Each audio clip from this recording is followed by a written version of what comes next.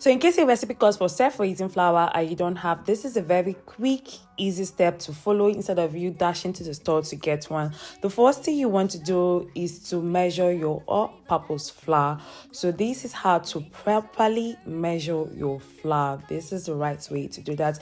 Like I said, I'm using all-purpose flour. So once you've done measuring your flour, the next thing you want to do is just to level it with a sharp object. You can use a spoon, you can use a knife that is sharp to level it. You need this to be properly leveled. You can use a scale to measure your flour with just 1 cup of flour, so that's 120 grams. So just pour that into a sieve.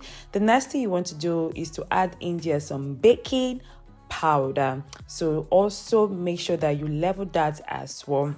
So how you can know how long your self-raising flour will last is by the duration of time or the expiration of time that your flour is, your baking powder and salt. So that is the duration at which your self-raising flour can last you. So mix up everything together, and there you go, you have your simple self-raising flour. So self-raising flour is not the same as cake flour.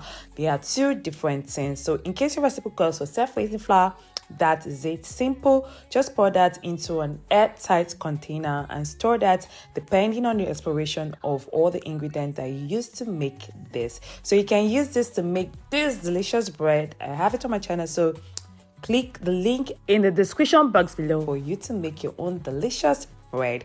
Bye for now. Do not forget to like, comment, share, and subscribe if you haven't. I will see you in the next video. Lots of kisses. Lighting up the